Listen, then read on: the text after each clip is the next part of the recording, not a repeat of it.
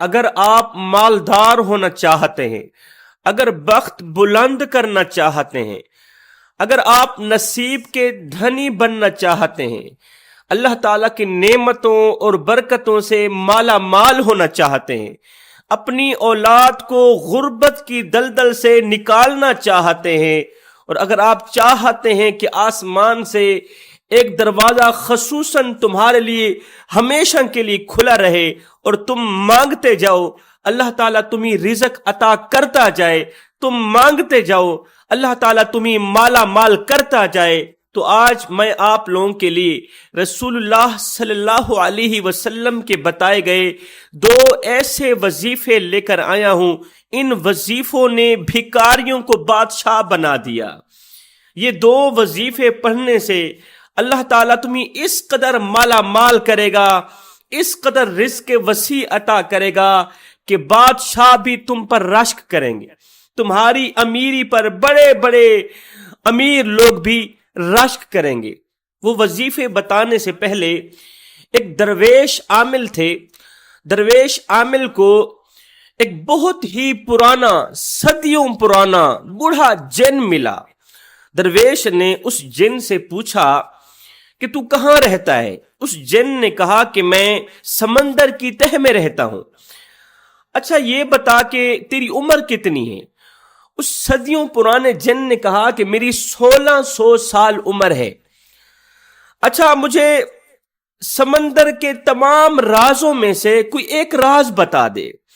درویش عامل نے جن سے کہا کہ مجھے سمندر کے تمام رازوں میں سے ایک اہم راز بتا دے۔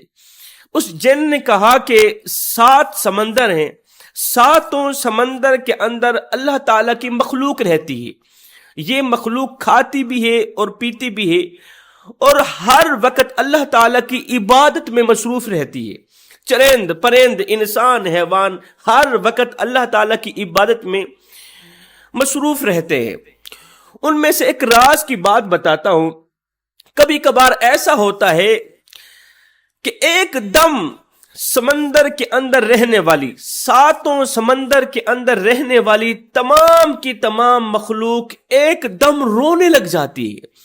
یہ رونے کی آواز بلند ہوتی جاتی ہے، یہ چیخو پکار کی آواز بلند ہوتی جاتی ہے، یہ رو رو کر دونوں ہاتھ اٹھا کے اللہ تعالیٰ سے دعا کرتی ہے۔ یہ مخلوق کون سی دعا کرتی ہے؟ کہتی ہے یا باری تعالیٰ فلاں جو شخص ہے اس کے لیے آسمان سے ایک خصوصاً اور ہمیشہ کے لیے دروازہ کھول دے، آسمان سے فلاں شخص کے لیے ایک دروازہ کھول دے جو ہمیشہ کے لیے کھلا رہے، اور وہ بندہ تجھ سے مانگتا جائے اور تو اس بندے کو عطا کرتا جا۔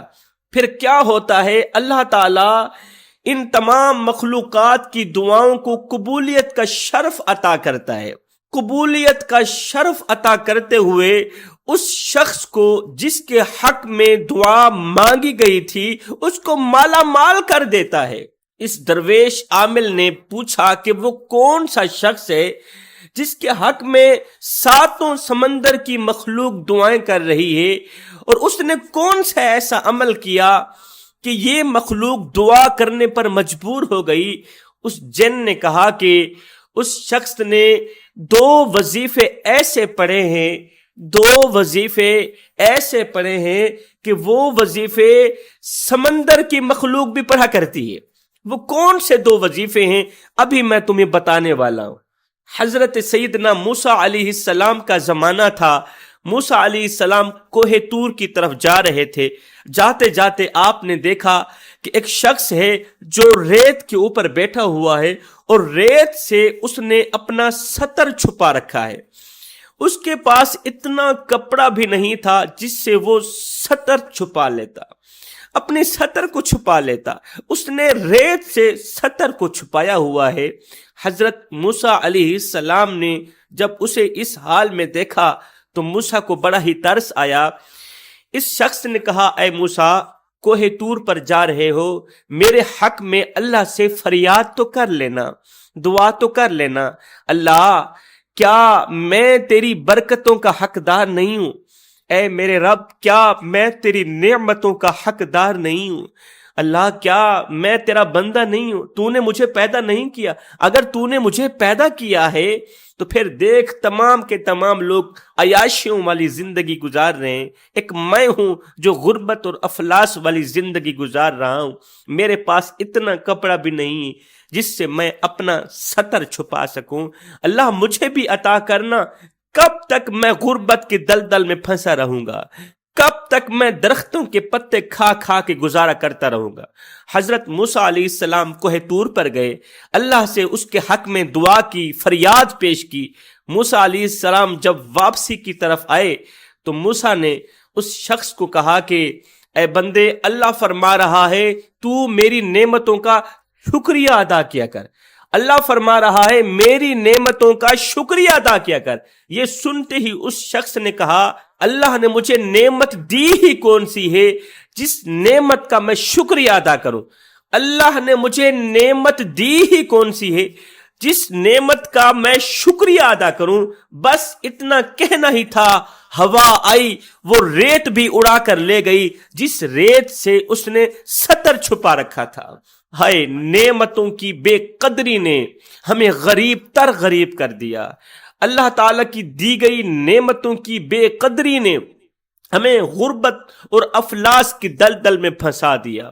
آج میں آپ لوگوں کے لیے رسول اللہ صلی اللہ علیہ وسلم کے بتائے گئے دو ایسے الفاظ لے کر آیا ہوں، دو ایسے وظیفے لے کر آیا ہوں، ان وظیفوں نے بھکاریوں کو بادشاہ بنا دیا۔ حضرت سیدنا علی المرتضیٰ شیر خدا کرم اللہ وجہ الکریم فرماتے ہیں جو شخص ان دو الفاظ کو لکھ کر اپنے مکان، دکان یا فیکٹری کے اندر لٹکا دے تو اس جگہ جادو ٹونا اثر نہیں کرے گا، اس جگہ مصیبتیں نہیں آئے گی، اس جگہ آفت نہیں آئے گی، دشمن کا وار کامیاب نہیں ہوگا۔ رسول اللہ صلی اللہ علیہ وسلم فرماتے ہیں یہ الفاظ پڑھتے ہی، یہ وظیفے پڑھتے ہی انسان کی ٹینشن ختم ہو جاتی ہے۔ صحابہ کرام فرماتے ہیں کہ ہم پر جب بھی کوئی برا وقت آتا، کوئی پریشانی کا وقت آتا، ہم پر کوئی ٹینشن آتی تو ہم یہ دو وظیفے کثرت سے پڑھا کرتے تھے۔ اللہ تعالیٰ ان دو وظیفوں کے صدقے ہماری ٹینشن دور کر دیتا تھا۔ حضرت سیدنا علی المرتضیٰ شیر خدا کرم اللہ وجہ الکریم فرماتے ہیں میں نے نوٹ کیا کہ میں نے جب بھی یہ دو الفاظ پڑھے تو اللہ تعالیٰ نے فوراً میری مدد فرمائی، اور یہ دو الفاظ دعاؤں کو قبولیت کے دروازے تک پہنچانے کا ذریعہ بنتے ہیں، گھر میں رزق لانے کا ذریعہ بنتے ہیں، رزق میں برکت ڈالنے کا ذریعہ بنتے ہیں۔ یہ الفاظ پڑھنے سے اگر آپ کے گھر میں لڑائی جھگڑا رہتا ہے وہ بھی ختم ہو جائے گا۔ اگر آپ کی اولاد نافرمان ہے، اللہ تعالیٰ تمہاری اولاد کے دل میں اس طرح کی محبت ڈالے گا کہ وہ تم سے ٹوٹ کے محبت کرنے لگی، ٹوٹ کے فرما برداری کرنے لگے گی۔ اگر تمہاری بیوی نافرمان ہے، اللہ تعالیٰ بیوی کو شوہر کا فرما بردار بنا دے گا۔ بچیوں کے لیے اچھے رشتے نہیں آ رہے، یہ دو الفاظ پڑھیں، اللہ تعالیٰ غیب سے تمہاری مدد کرے گا اور فوراً تمہاری مدد کرے گا۔ پہلا لفظ، پہلا وظیفہ وَمَا كَانَ رَبُّكَ نَسِيًّا، اس کا ترجمہ یہ ہے اور تیرا رب تجھے بھولنے والا نہیں ہے۔ جب اللہ تعالیٰ یہ سنتا ہے کہ میرا بندہ مجھے کہہ رہا ہے کہ میرا جو رب ہے وہ مجھے بھولنے والا نہیں ہے، تو یہ سنتے ہی اللہ مسکرا پڑتا ہے۔ بس کیا ہوتا ہے، اسی وظیفے کے صدقے اللہ تعالیٰ اس کا خالی دامن اپنی رحمتوں سے، رزق وسیع سے بھر دیتا ہے۔ یہ وظیفہ فجر کی نماز کے بعد 100 مرتبہ پڑھنا ہے، وَمَا كَانَ رَبُّكَ نَسِيًّا۔ دوسرا وظیفہ لا الہ الا انت سبحانک انی کنت من الظالمین۔ حضرت یونس علیہ السلام مچھلی کے پیٹ سے کبھی نہ نکلتے اگر وہ یہ دعا نہ پڑھتے، لا الہ الا انت سبحانک انی کنت من الظالمین۔